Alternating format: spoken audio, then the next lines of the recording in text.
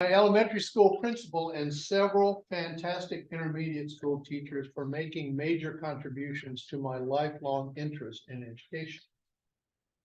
I was an education reporter and then education editor for Pioneer Press newspapers on the North Shore of Chicago for several years. And I've taught in elementary schools in Washington, D.C. in 1969. Imagine how that was. In Wilmington, Delaware in the 70s and 80s. And I've taught in some Catholic schools, private schools, vocational schools, colleges, and universities. I've taught teachers and I've witnessed some of those who are clearly gifts to us all. So you could say I love public schools. They are fundamental elements of our quality of life and our democracy. And to be honest, I'm both discouraged and optimistic about Princeton public schools. I'm discouraged that there's been so little public interest and commitment to support the schools by involving ourselves in them.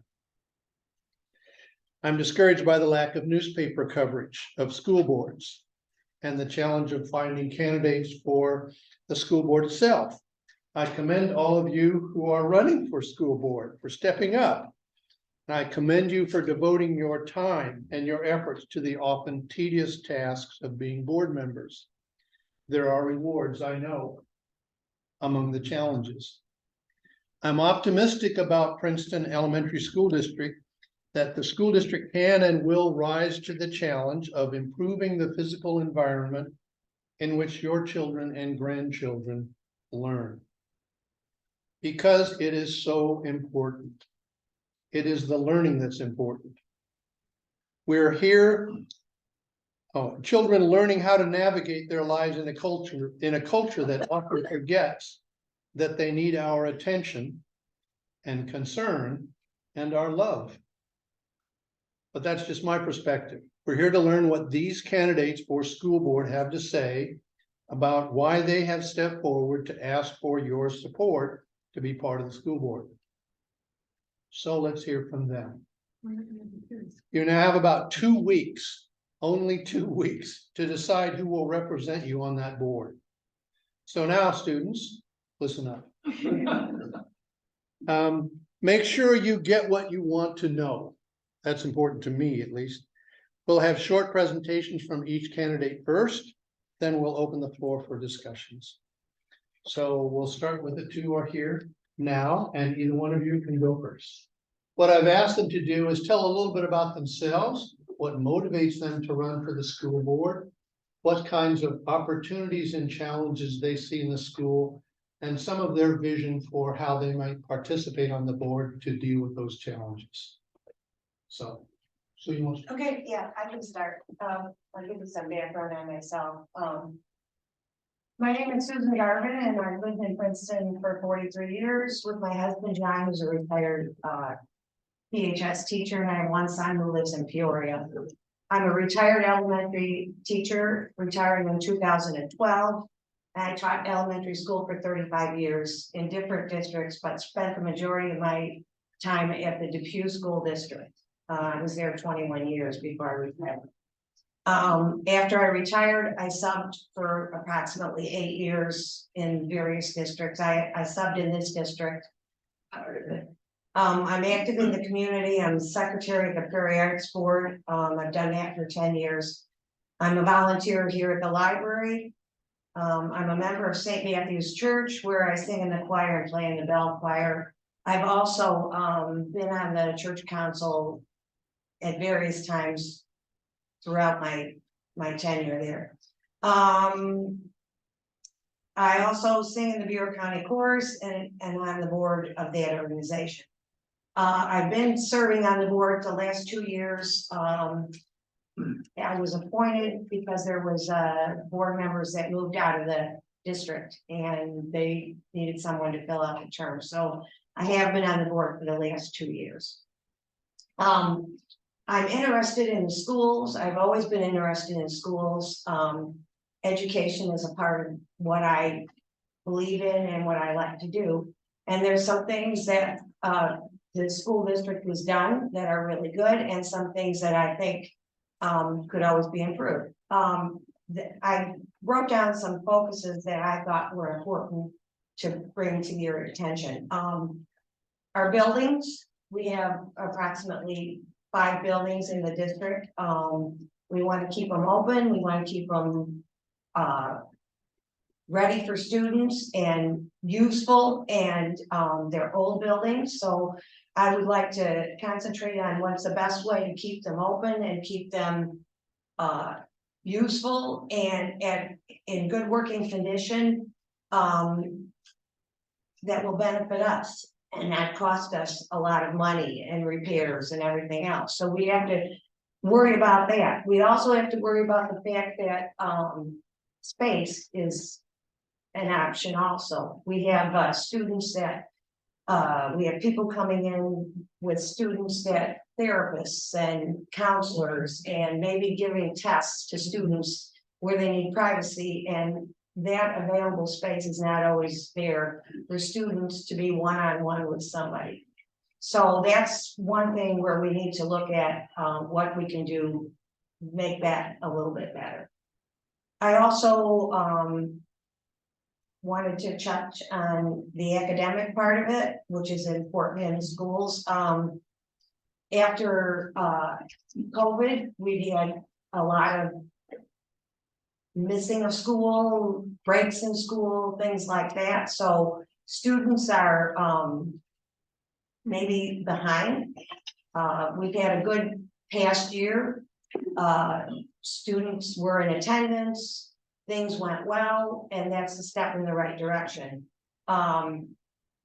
The district has implemented what they call English learner teachers that each give extra support to students who need it.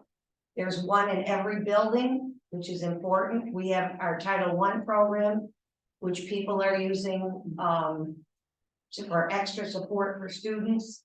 We need to worry about the students and make sure that they're getting caught up. It's not going to happen in a year. We're not going to catch students up in a year. It may take more time, but it's something that needs to be concentrated on, extra help, extra services if we can do it. The district is looking at a new reading and language arts series, which will be implemented in the fall, the 6-year program. So some of these new supplies will be good for the students. And the last thing I want to touch on is safety in our buildings, keeping our students safe, making sure that, you know, everybody that gets there is there and they're safe, and everybody there, when you go to the building, make sure you use the protocol that's needed to get in. All of our buildings right now at Logan and Jefferson have safety vestibules. Douglas is going to get one and will be in by the fall, and Lincoln's on the for the next year to have one. The teachers are locking doors to classrooms when class is in session, and all teachers are being serviced in workshops about how to keep our children safe. So those are some of the things that I think are important to the district. I've enjoyed what I've done so far. I think there's more to do, and I'd like to continue helping out and doing that. Thank you. Staci. Hi, my name is Staci Ami. I do apologize. I did not know I could bring a notepad up here, so I'm not prepared to go word for word off of what I believe in. So this is all coming straight from my heart. I am a mother of 2 children, Cooper and Hawk. They both attend Logan Junior High School. My husband is a high school teacher here in Princeton. I'm not originally from here. I am from Springfield, so my basis is massive. Springfield is now over 120,000. So when we moved to Princeton, I immediately fell in love with it. I remember telling my husband when he applied for Princeton, I could see ourselves living here. Like, this is such a great community. And I have invested myself in not only like knowing everything about Princeton, but just the people of Princeton, because we're amazing people. Like, I want to consider myself a Princetonian because we're kind of the best. I mean, I work for DCFS. I am an investigator. So my job and my passion is for kids. My the overall safety of children, their well-being, and everything that encompasses what a child should and should not have to go through. That is what I care about. So not only professionally, but personally as well. I volunteered for soccer for several years, coaching my kiddos through PYFL, or PYSL. I used to be a college cheerleading coach. I played college soccer and college cheerleading. So I love anything that has to do with sports, extracurricular activities. Like, I am not a singer. Like, I will totally sing in the shower and in my car, but I promise you do not want me on a chorus team or anything like that. But I love community outreaches, anything that we can do to support each other and lift each other up, because let's face it, we're in a time right now where people are just terrible to each other. I want to bring that focus to our school system. I want to bring positivity, because everything you see nowadays is just such negative. Our kids are being thrown social media. Like, I refuse to allow my kids to have social media. They're 11 and 13. They will not get social media anytime soon because they're immature. And I'm speaking for my kids only. But I mean, I'm immature with social media. Come on, I mean, Snapchat, that's fully inappropriate. So I just want to bring so much positivity and be a voice to our children, because somebody has to be their voice. Somebody has to listen to what our kids want and what our kids need and what their future should look like, because our kids are our future. 4 years from now, things are going to change again. 2 years from now, things are changing. Like, we're constantly evolving, and we need to have new, fresh ideas, fresh ears and eyes to say what is important for our kids today and what is going to impact them in the future. That's what I want to do with the school board. I'm also interested, like Sue said, with like the school system. However, I was 100% on board with getting a brand new school, because our kids deserve the best. And if we can put a brand new school in place that has all of the safety features, all the classroom, everything that we need to make their future better, then let's do it. But let's also look at the cost side of it. It's my understanding, correct me if I'm wrong, somebody, that there's only one proposal for the school. Let's look at other options. Let's look at things down the road to say, what else can we do to help the cost? Like, is there something that we don't need? Or is there something more that we need? That would also unfortunately cut back on like school principals. But again, like, my DCFS background is telling me that we also need more social workers in the schools. We need more mental health support in the schools. We need people that can help our students navigate some of the challenges that they're experiencing on a day-to-day basis. I want to see more school spirit.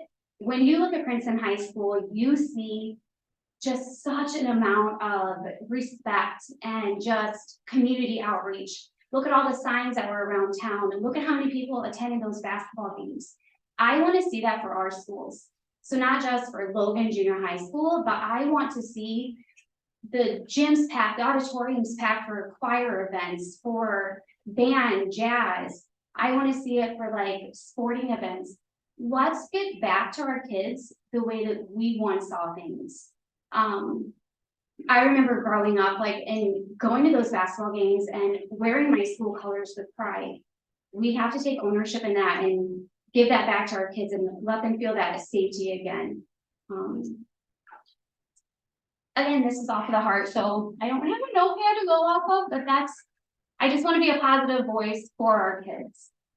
Okay, we'll have some time at the end of, after all four of the candidates have spoken, so we've got 2 more to go. Either Pete, is he here? And Mike? Oh, come on up if you would. And if you'll introduce yourself to everyone and. What do you want me to say? Right there's my name. Okay, thank you.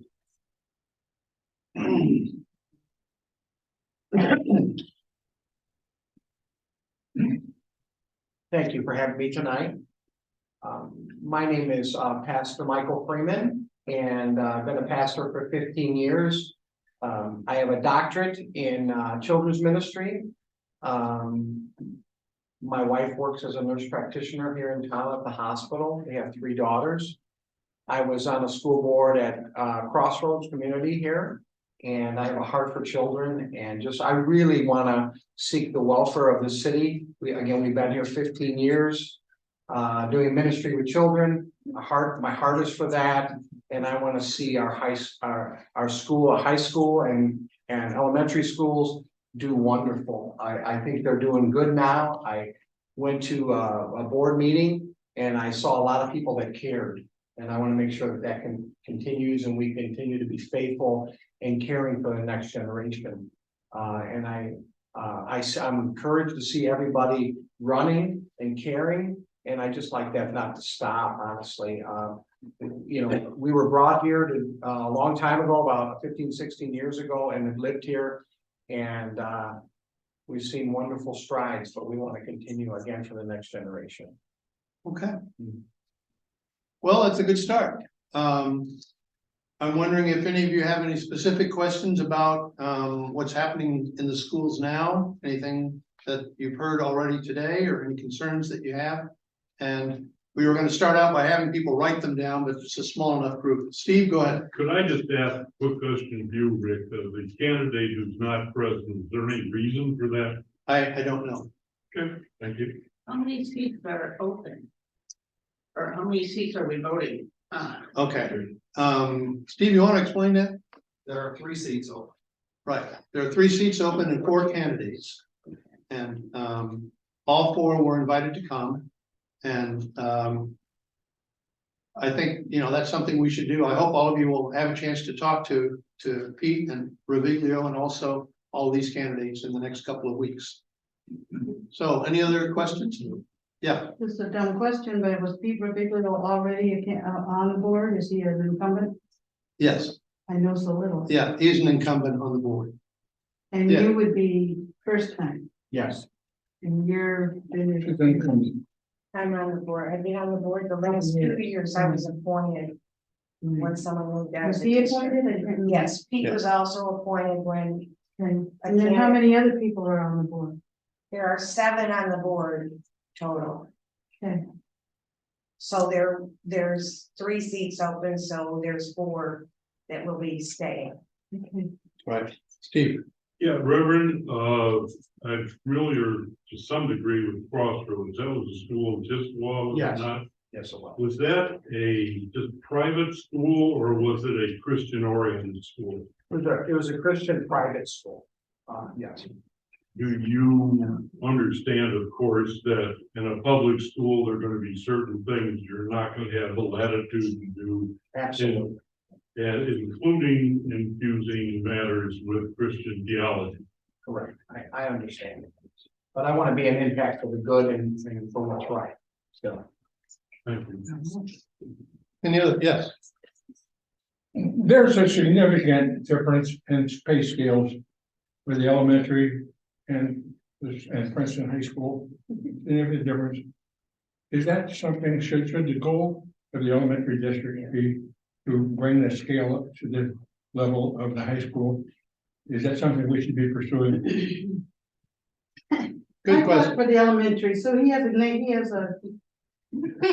reason to be concerned. Yeah. Well, it's a Interesting good question. It's an interesting question. I don't know. I taught for elementary for many years also, and it's something you can look into. It may be something that we have to consider, considering the shortage of staff members right now. Exactly. I'm not saying that we need to do it, but it's hard to find people to put in those positions. So we may have to offer more. You can't maybe the state has to step up and offer some incentives or something to help the school districts be able to fill those spots. But as far as basing your pay with the high school, I think there's different positions, there's different things that high school teachers do than elementary. They have extra duties or they have extra things, so that may be the reason why there's different pay. Something I know many elementary teachers who work 14 hours a day. So. But, and I understand that's not something, that's not a goal that's achievable in a year's time, but I'm talking about overtime. Should that be something to shoot for? I think it's fair to say that it's an issue all around the state, the number of governmental bodies of one kind or another. And from the standpoint of administrative cost, that certainly has come up. And maybe it's one of the things that will show up on the agenda to explore what the pluses and minuses of that might be. Yes. Logistical things, and I think this is probably gonna end up on JP. Number of students in the elementary system right now? 1,069.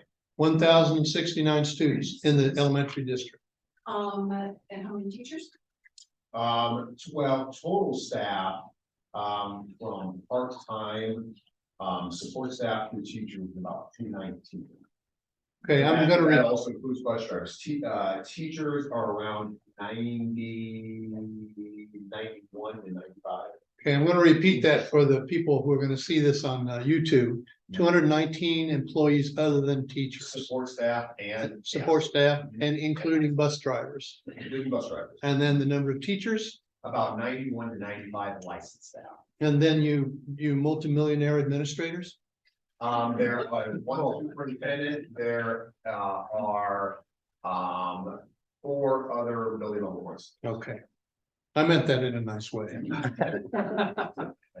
Yes, And 2 more questions to that, if you don't mind. What's the average class size? Average class size right now, that varies Mhm. from K through 8, roughly about 21. Oh gosh, that's great. 21 in the average class. Yeah, I would say nationally, that's not bad. Every month of school, we get a monthly enrollment report because it varies. There's mobility per month. Like in 1 month recently, we were 1,085. So. And lastly, trends for numbers of students. We have seen over the course of about approximately the last 10 to 15 years, just a slow downward trend. We've never seen any one particular spike up or down. It's been a gradual decline for about the past 10 to 15 years. Yes. Okay, with anywhere from 1 to 20 mobility things going on yeah. per month. Yes, I would say we've seen a decline roughly of about 10 to 15 students on average per year. But again, every once in a while you'll have it level out. Thank you. I think a question that if all of you could address it is, what do you think are some of the real challenges in the next 2 to 4 years? I think nationally, there's certainly some major challenges just with taxpayers and schools and the way schools are paid for. But also, there are some social challenges. What kinds of things sort of grab your attention and concern you the most? Any one of you can go. Sorry, you look like you're gonna talk.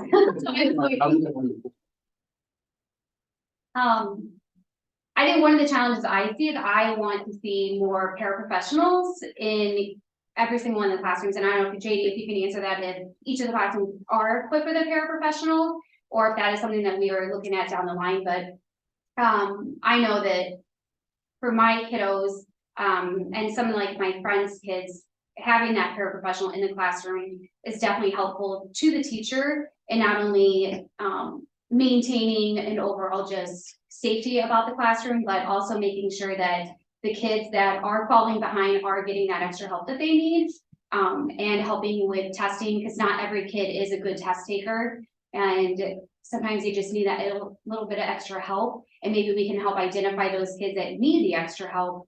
I would like to see more support staff in our schools. My children just brought their report card home, and I've always encouraged them to increase or to better their GPA. And I think that would be the main thing we want to do coming out of COVID, being, post-COVID. And to have tutors available, like you said. But I think the main thing is to get their GPA up and their grades up. And I think in life, that's gonna help them going into high school and then into college. I really matters. I agree with all of that. I also think we need to look at, some of the social emotional things that have gone on in the past few years and address some of those things that go along with learning. If you're not in the right frame of mind, or you've got a problem or something like that, it's not gonna go very far. So we need support staff and we need others for special services. Yes, I would like for each candidate to address two separate things. So the first one is, what about kids with special needs? And what would you like to see improved in the school system for kids with special needs? And the second one is, Ms. Amy referred to folks who aren't kind to one another. There is a real bullying problem in the Princeton schools. Any parents here about children in the schools will tell you bullying is an issue. And so I would like to hear your perspective on bullying prevention and how we can tackle people treating each other respectfully and kindly in a real practical way, right? Like, what are some practical ideas? Sure, so I will address the first one, the special education. Again, like personally and professionally, like they kind of go hand in hand with me, because they like overlap a lot with my job.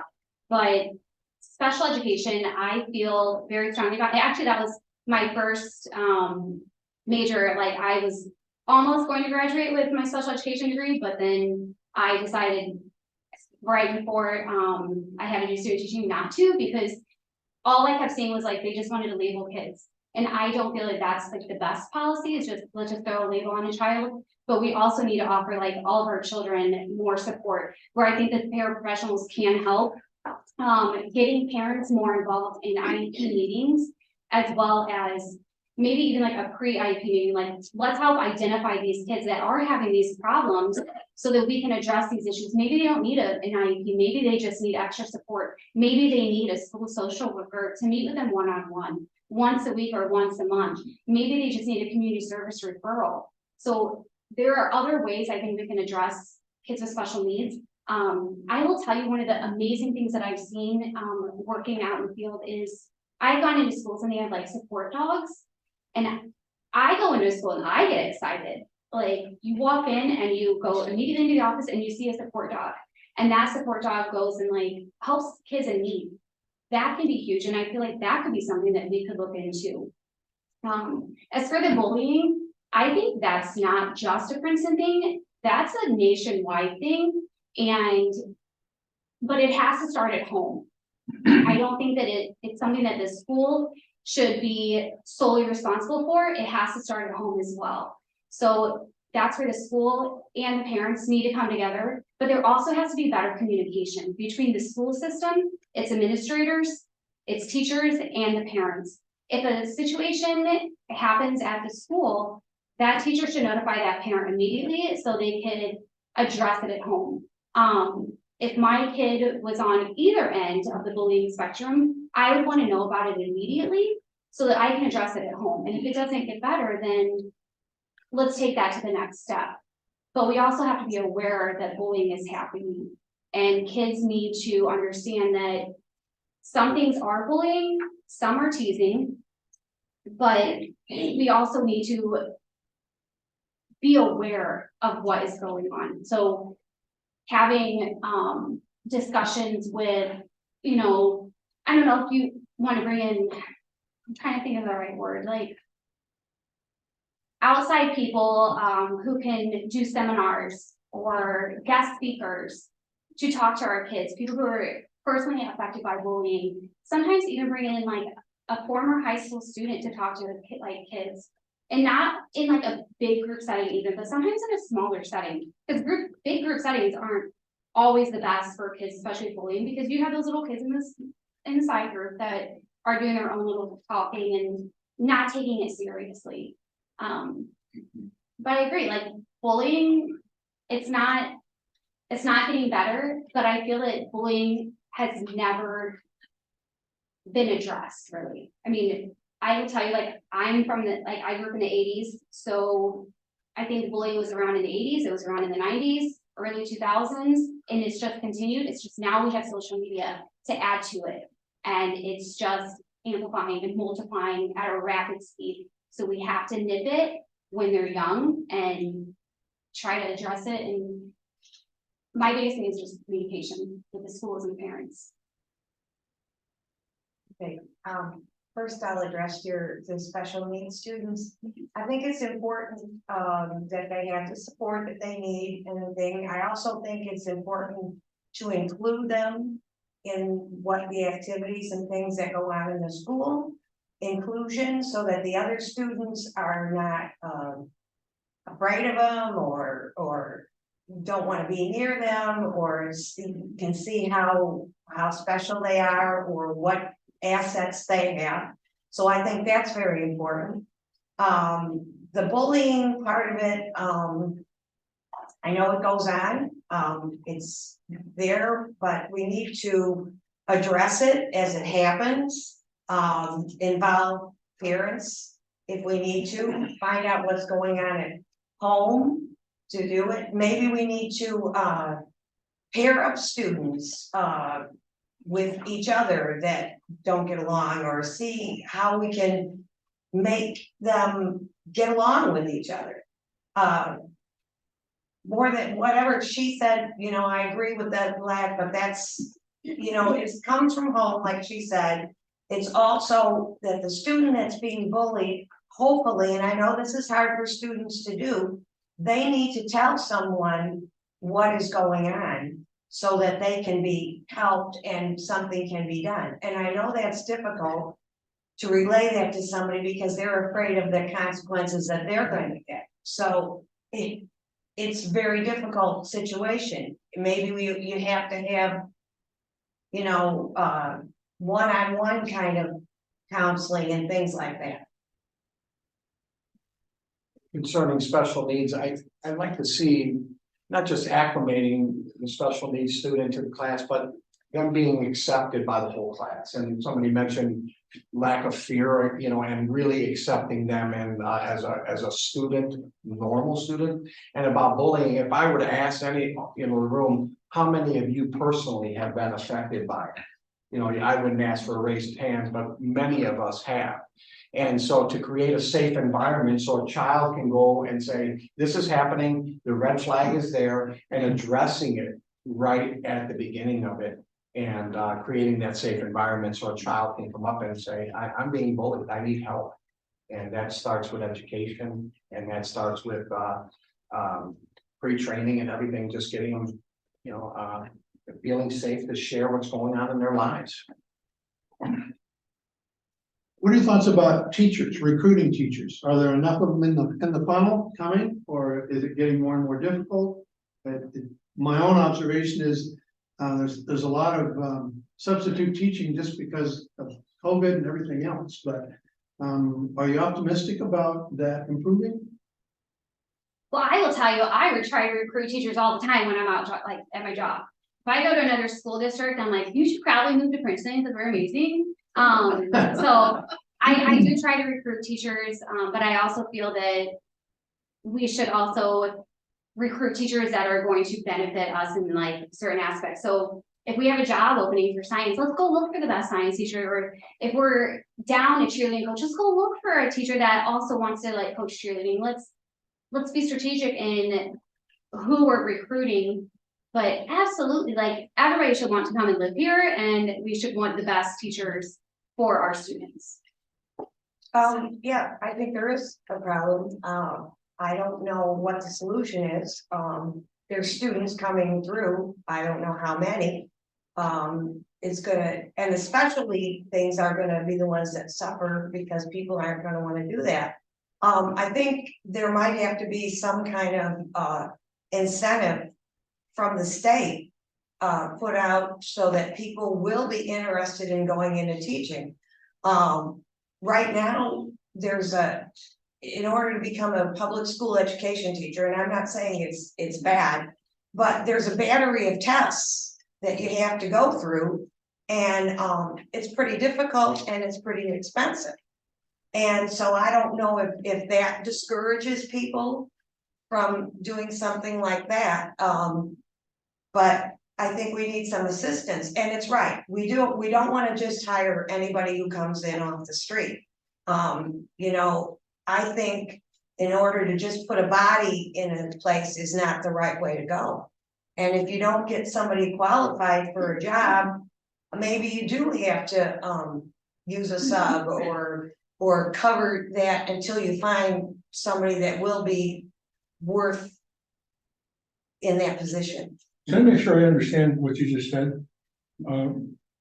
Is it the case now that a young person coming out of college with a bachelor's degree now has to take a battery of tests in order to qualify to teach? Well, Even it's with been the like that for many years. Even When with a you graduate with a bachelor's degree, you have to take proficiency tests, Well, at the Now- college or by some, or State. by something like the bar exam, the lawyer's state or what? yeah, Per state. probably not Whatever as state you teach expensive. in. I myself did not do it. I don't know if there's some younger teachers in the building here. You had, how many tests did you have to take? Depending on what state you live in. It's like a couple Right. hundred bucks too, right? And it's different in each state, right? Just. And there's a cost, I mean, it's, and, you know, so that's been going on, how long are you out of school? My 15th year here. Okay, so at least 15 years, if not more. And if you qualify in Illinois, that doesn't mean you qualify Right. in Missouri or whatever Right. you have to do it again. So that makes it difficult too. Maybe that's something that the United States should think about, making, teaching certificates more, I think they did that for nurses. you know, interstate, like, not, you know, like if you move here from another state and you're a qualified teacher, but you have to go through all these hoops and jumps to get into the classroom. Maybe there's something that could be done where you could do that. Just to throw something out into that whole mix, there's 850, give or take a few, school districts in the state. The next closest state school district, I believe, has 400 plus.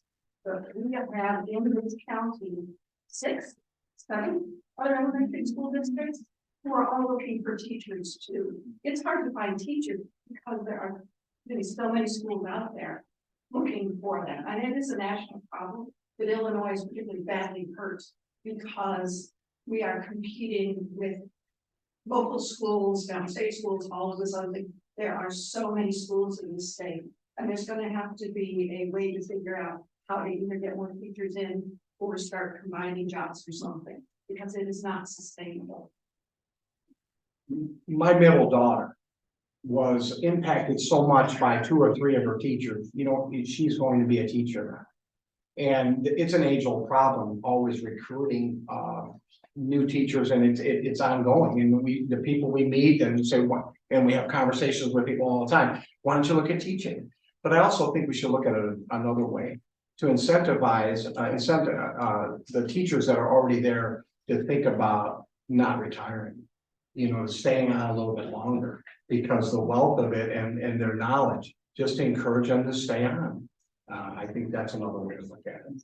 I think that when you think of that though, you're looking at how much are you paying them in retirement to stay on longer when you can bring in a brand new person right out of college for less money. That's my thought on that one. Yeah, you would want the experience, but Is it a job, or is it a calling in a sense, or do you really love what you're doing? Well, then you should, in a sense. It is a calling, but if somebody's set to retire, you know, that's taught for a long time and put their time in with kids.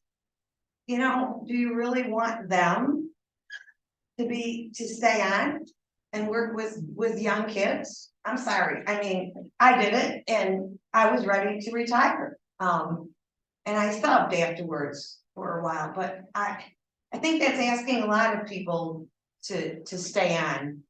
after their retirement age. Sorry, go ahead. How much of what the Hold sports? on, I'm sorry. so she hasn't spoken yet. I have a new question, so I don't know if you wanna continue this one, but I just had a new question on, I just was wondering each candidate's opinion on. Whether they feel like we need new elementary schools or we should improve the ones that we have. Last I knew, it was on the ballot and it got voted down. I don't know if we're in the midst of anything. Just wondering their opinions on Good question. our school buildings. Yeah, it was, And maybe it's something JD needs to issue or address first, as far as like whether or not that's even an option, or I don't know, not throwing it on the table. Well, these people are, I would certainly want Staci and Sue and Michael to have an opportunity to respond first, unless you would like me to give you a little bit back on candidates. No, I'll go, this side. Okay, go ahead. This one. Yeah. Like I said previously, like I voted yes for the new schools because I want to invest in our children's future. Whether my children are still in school and able to utilize a brand new school at that time, by the time it's built and finished and able to like, then fine, but if not, then I want to have children growing up after them to be able to use that. I also think though that we need to look at other sources of income, like are we just using the taxpayers' money? Like what other ways are we looking at funding a brand new school versus how much is it actually costing us to, as taxpayers, to constantly like remodel and do upgrades and make sure our schools are safe right now, because we have what, like we have Douglas, we have Jefferson, we have Lincoln, and now we have Logan. That's 4 schools that we have that we're constantly having to upkeep. Whereas would it make more sense in the long run to do one school if we have multiple options on the table, not just one? Oh, I agree. I was for the new school also. I voted for it. I thought it was the smart move. We have old buildings, we have not up to date things. People don't realize too, when you make one building and you put everybody in one spot, you're saving money in the long run. You know, you got everybody there, you got collaboration with the students, you got teachers. You also have, your busing becomes a lot less of a problem. It might be cheaper, you're not running as many buses, you're taking children from their home to the school. Yeah, and I don't wanna put everything on the taxpayers, that's not right either, but you just can't keep putting Band-Aids on buildings and expect them to be there another 20 years. And, you know, there's new technology. We talked about safety, you know, in buildings. Maybe we need cameras and we need all these safety protocols. You can't put these things in old buildings with old wiring without putting in new stuff. Obviously, every school building needs to be evaluated, what shape it's in. I was just at a meeting and somebody said, well, they really believe we need to maintain what we have, keep it up to good quality. But there's also on the other end of that, the other hand, there's a need for new, but does every school need to be rebuilt? I don't think so. I think they all need to be evaluated and see where they're at, and remember it's the taxpayers' dollars that's gonna pay for it. So try to maintain the best we can of what we have, and then improve and make it better, and build new buildings. I think that would be an encouragement to everybody. If we saw a few brand new schools, that would be an encouragement to everybody. Sure. Yeah. So, JD, I think they did an excellent job. how much do you have to pay those people to say that? You know, this was prior to my time as superintendent, but the referendum, the last one that was run was in 2018. Yeah. I think the short answer to the question is, we are always evaluating the buildings and facilities. This month alone, we've had 2 special meetings with the Board of Education and a cross section of community members take part in strategic planning. And there are 3 main goals that are coming from strategic planning. You probably don't even tell you, Mr. Brooks, that one of those goals is to evaluate buildings and facilities and the safety and security surrounding them. Sure. And there's no specific answer right now what path that will be, whether that truly is refurbishing what we have or looking at options towards new construction. It's even though that was done 5 years ago, that's still in its fledgling stage right now amongst this, or amidst this, strategic planning process. So. Anyone? Ray, Yeah, one, I'll sure. also say right now, it's back up with Stephanie, there's one thing I just was wrong.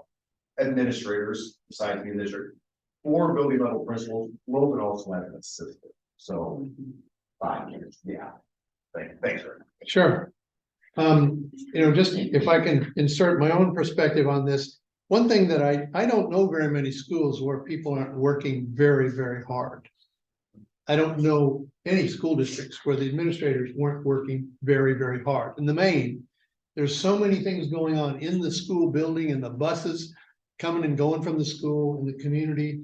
The board meetings are what we see. I think it's important that we have, my question of the next round would be, what can we all do to make sure that there's more active, committed participation of citizens and taxpayers and parents and students in what happens in the schools? My own experience was amidst a teacher's strike in Wilmington, Delaware, during the time when there was a federal desegregation decision that said that all schools had to be redistricted. And the only people who had no voice were the students.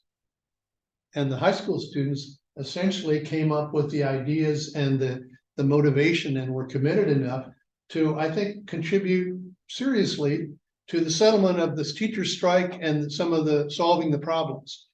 So what I would ask all of you, especially you three here, and maybe in the audience as well, is what can we all do to get more active, conscientious participation in the quality of these schools, the quality of the education that takes place?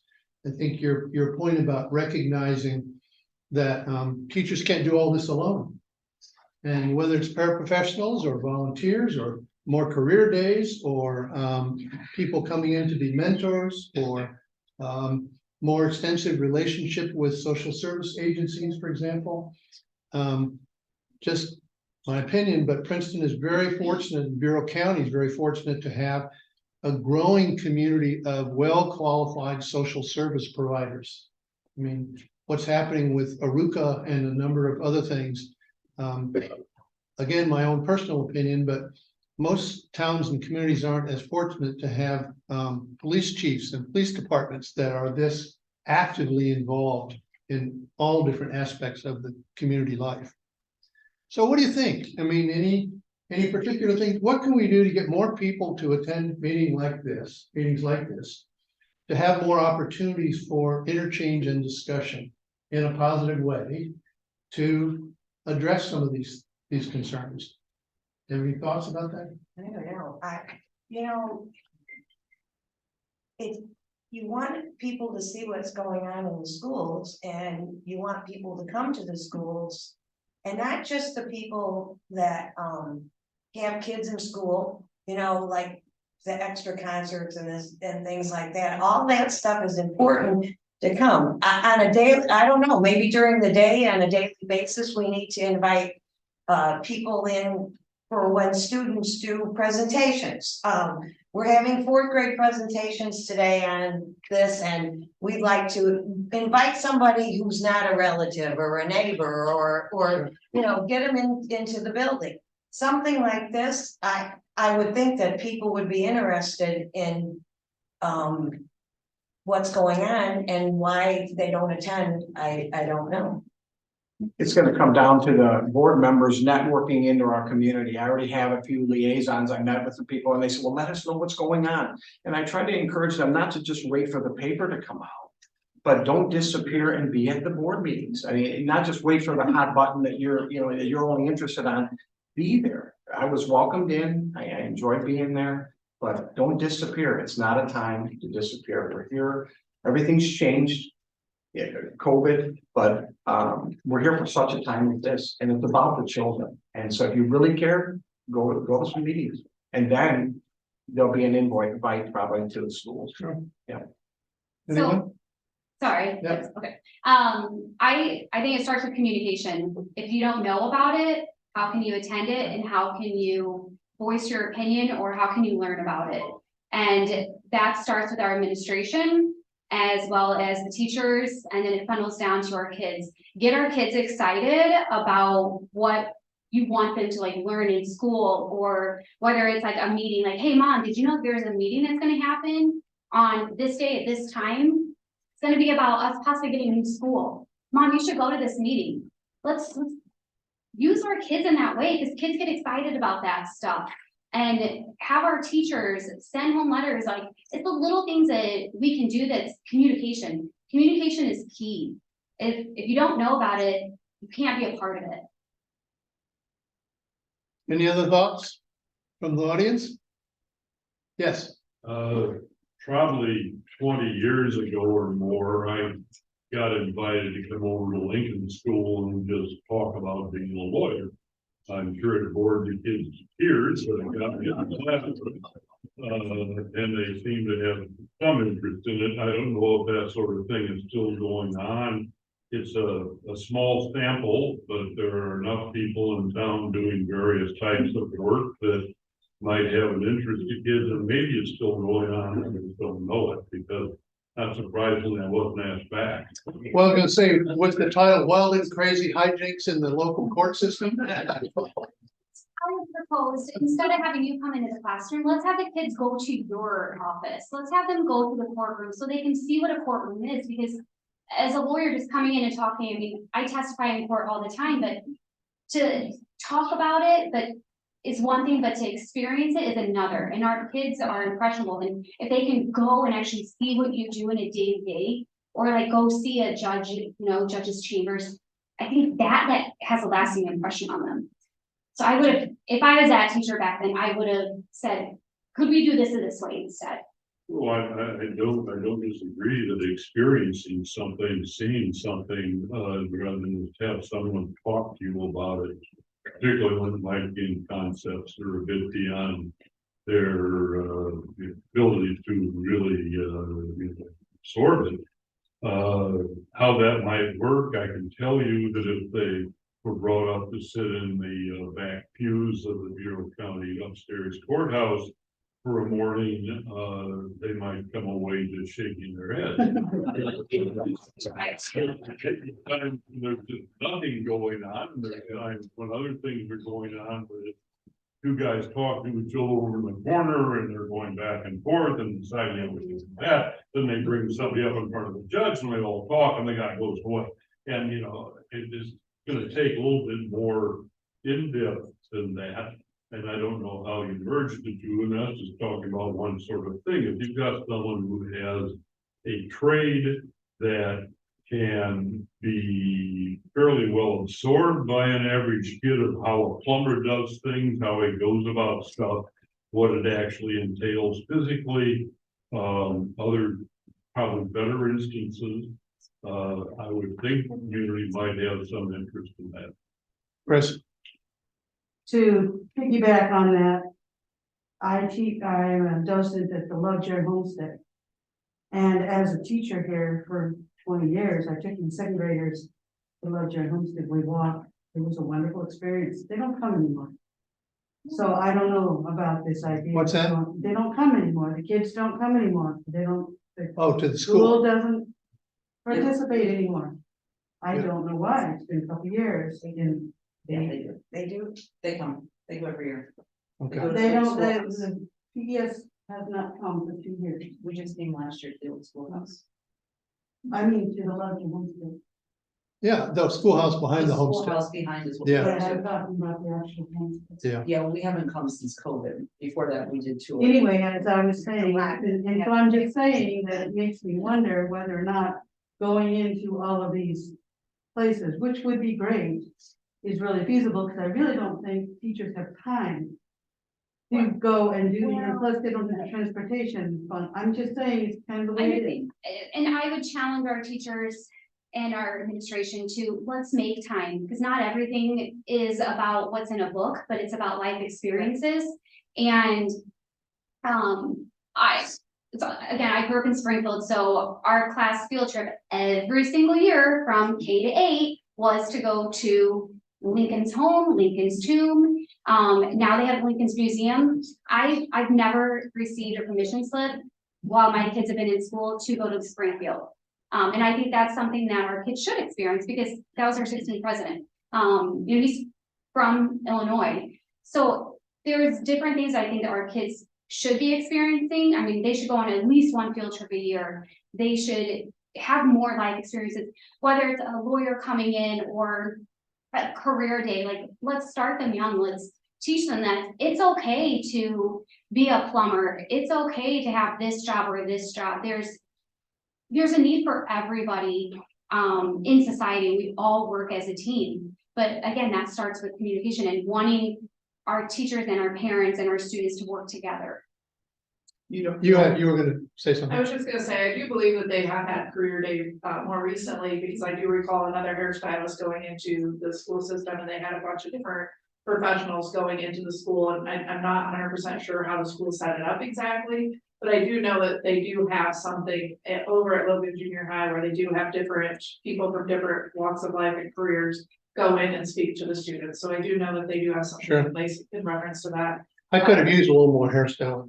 Right, exactly. Yes, I just want to piggyback on that part of it, that I do know that the teachers, at least, I mean, I'm only speaking from Lincoln, and that's 3rd and 4th grade, that we do reach out to a lot of the community things. A lot of the English language stories have some kind of community-based theme, and they're usually participating in something in the community. At the beginning of the year, they did reach out to the county clerk's office to go up to visit a courtroom, because there was a story dealing with a moose having to be put on trial or whatever. Unfortunately, I hate it when that happens. but they did want to tour the courthouse to kind of to make the basis and the connection between that.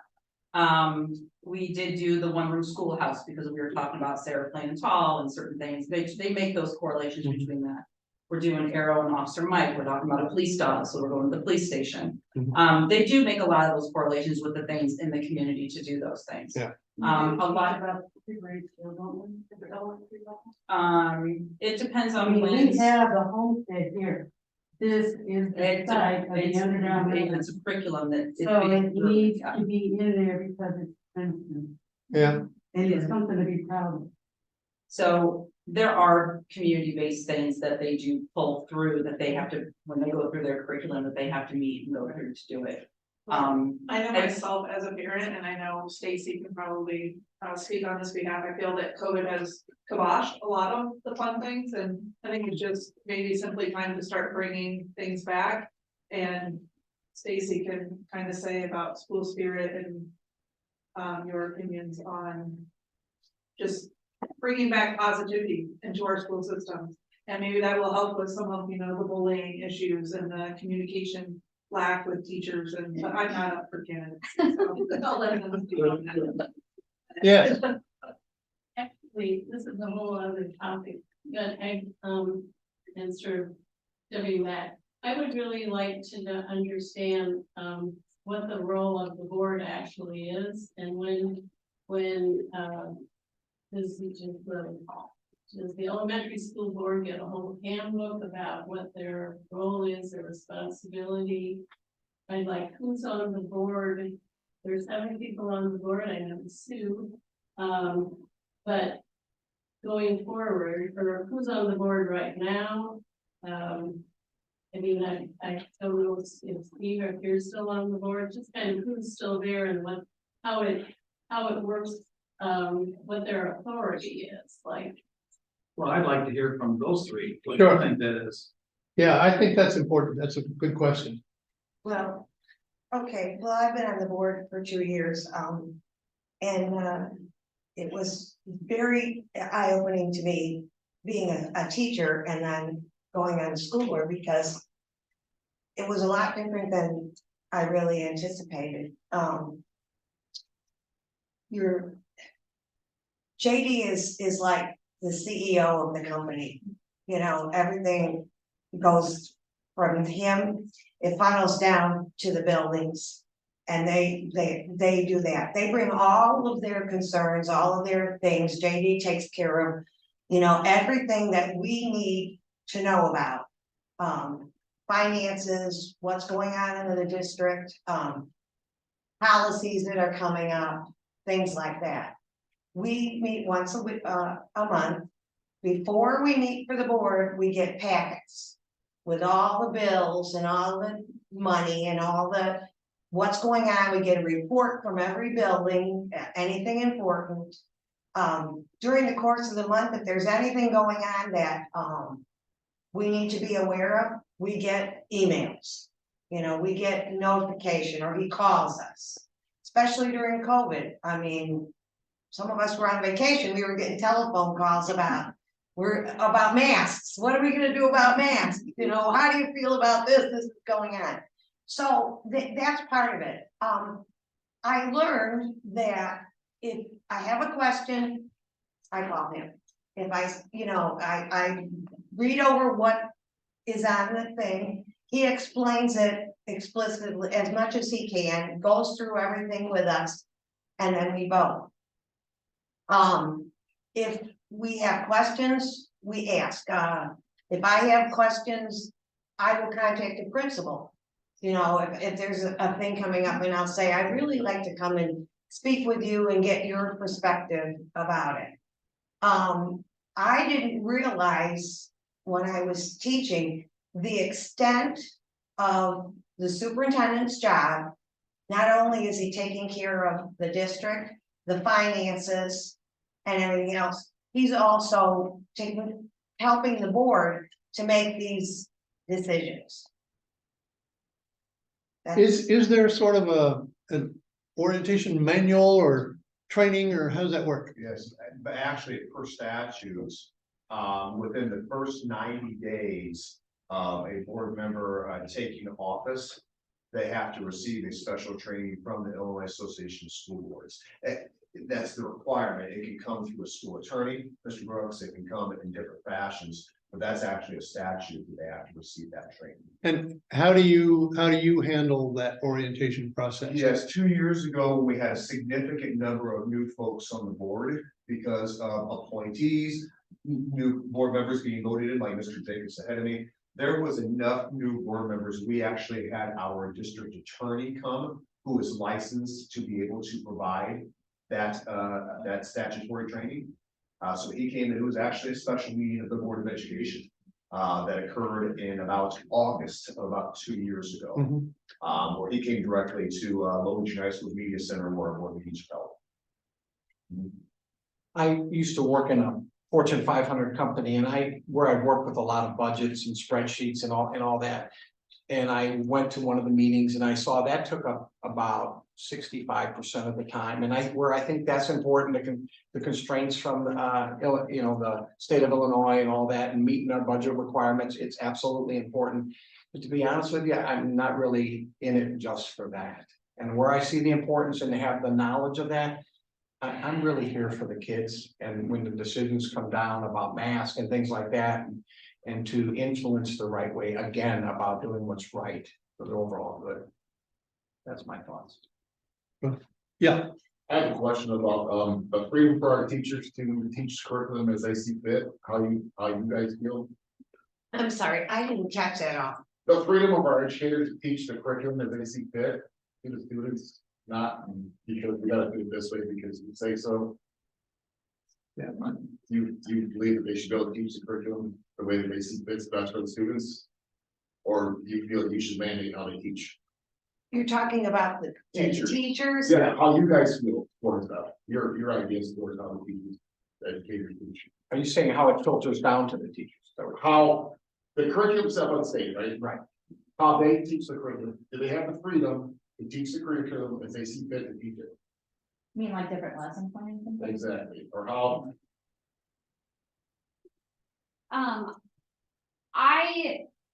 I'm okay with that. Not every student learns the same way. Not every student is let's read a book and now you're going to take a test. Because I'll be honest with you, this summative and formative stuff that Logan has going on, I hate it. I hate it. I don't understand it. And if I don't understand it, like how is my kid supposed to understand? Which he does, but that doesn't say much for me, I guess. But I don't like it. I was one of those that was a hands-on learner. I can read it and then I want you to teach me about it. Like, let me read it myself. Don't read to me. I hate being read to. And not every kid learns the same. So if a teacher can say, you know what, my kids are not grasping this, let's throw this out the book and let's learn it this way. Let's do it this way, then why not? As long as they're getting the information at the end of the day and we're meeting our state like requirements for like testing and everything else, what does it matter how they receive the information, as long as they receive it and they understand it and they can apply it. I would agree with that. I would say that as long as you're teaching, you have to teach what the state requires. Correct. You have to do certain things, but if it's not working the way it is, you have to bring something else in so that it works. And gets it across to the kids. And all, like she said, all kids don't learn the same. They don't grasp everything the same. I would agree with that.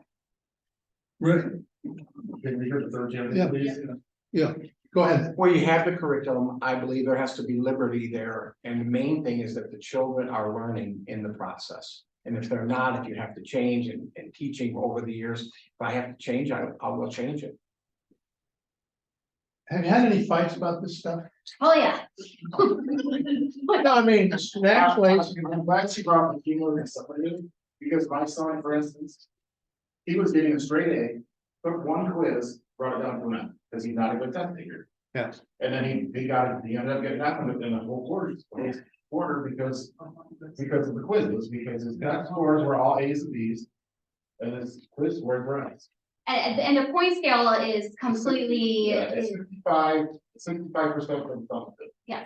which is, And I might be old school, but I don't know what's wrong with just like less than a 50 is a D or whatever, like 60 is a D, you know, like 90 to 100 is an A, like, I don't know why we can't go back to the, you know, you throw a grade out there, but that's just apparent in me.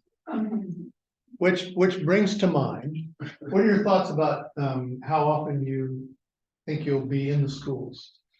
Well, I'm in the schools all the time for work, but I would like to be in the schools to see actually what is going on as a parent more as well, but I feel like that communication and that there has to be that invitation as well. Well, this past year, we took tours of the building. To see what was going on. I would like to maybe be in more. I've been to the Logan a few times to discuss a couple of things with the principals. Like I said, we did building tours to see what was needed in the building, so I think maybe I would like to be out and about a little bit more. I was just having another meeting with somebody that's on the high school board, and they kept asking him questions and saying, did you see this? And did you see that? And he kept saying, I have not seen it, whatever they thought that was there. And he kept saying, and so I think it's very critical that somebody on the board has the invite to go in, but we have to want to be in there and see what's really happening. Where the rubber meets the road. How often does the board meet now? Is it monthly? Yes, Do you have subcommittees? Do you meet more than just the one board meeting? we have subcommittees that meet when needed, and we have we also meet we have a we call committee of the whole that meets once a month. And we don't do any voting or anything on anything, it's just to discuss, or JB brings things that he needs to explain to us. So that he does them ahead of time, so that we don't always take up as much time during the board meeting. That's basically what that is. And you're all subject to the Open Meetings Act? Yes. Okay. Yes, What do you think is the most important thing for the Princeton Elementary School Board to work towards? Goals, whatever, what your jobs are, what do you see as being the most important work that the school board does? Well, I think it's to have a healthy, good environment for our students so that they can succeed. And, you know, keeping them safe, keeping them, coming to a place that's safe, giving them enough to use their potential to thrive when they leave here. You know, making them good, I don't know, good citizens, good subjects. It's education, but we also want good people. We have about 5 more minutes or so and we'll need to skedaddle outside of the building. Can I say one thing? Please do. I encourage so many young people, and I know it might be frowned on, but go to college and, you know, get your master's degree, because now a master's degree is like a bachelor's degree. You know, it's lessons, so be a lifetime learner, never stop, and you'll reap the benefits from it. That's. So back to your question, I think that moving forward, our children need to have a safe, happy place where they can strive and have the opportunity to be the best people that they can be. But given the resources that they can to excel in learning. And I feel like that's where the school board comes in, is making sure that they have the tools that they need to succeed. Steve, you were gonna say something? No, Okay. I was just gonna make sure all three got a chance. Well, I was really. How critical is the teacher shortage right now in Princeton? How critical is the teacher shortage in PES right now? Well, right now, I believe we're okay. I mean, we've got our positions filled. There was a PE position, I believe, that was not filled at the beginning of the year. Someone quit, but that's been taken care of. Right now, everything is filled, and I don't know of anything for next year that is not. Okay. But that could change within, a lot of things can happen over the summer. People change positions, they find new jobs, something comes up, and it's gonna be a real problem, because I think people are gonna start. Well, it's not headhunting in education, but you know, like in business, they're gonna, if they get desperate enough, they're gonna go after people in other districts Yeah. So, to come.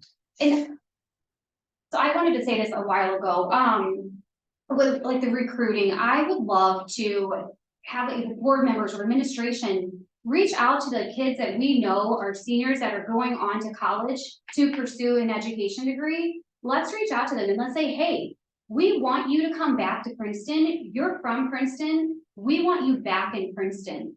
Let's work this out. Like, you know, offer an incentive, do some type of recruitment that we can get them back, because I'm not from here, but I love Princeton, and if they love Princeton too, they're gonna want to come back and invest in their own kids' future, or the future that gave them the success that they wanted and needed to move on. So I would love that opportunity.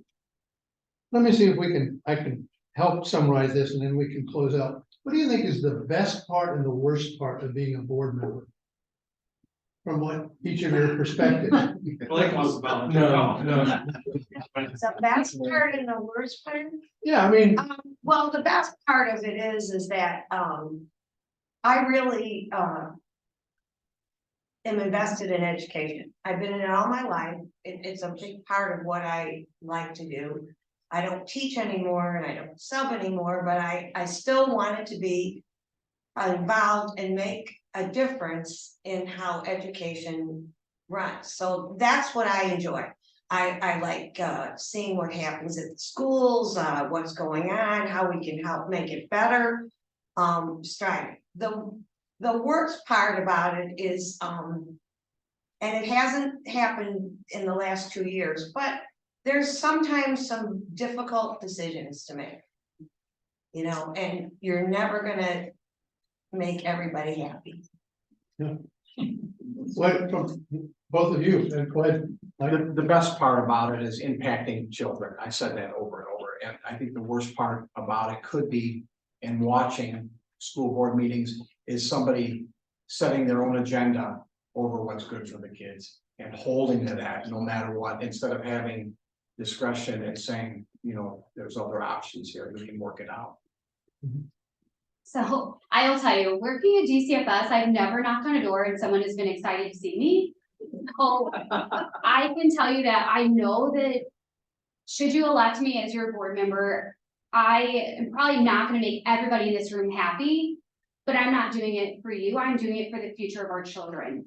That is what drives me, and that is what my goal is to be that voice for the children. Thank you. Well, thank you all for being here, all of you. Thank you. I would personally hope we can have more meetings like this where we ask these kinds of questions.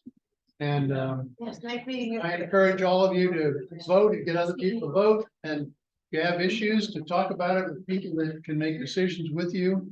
And let's hope that something like this will happen more frequently. Thank you. Thanks.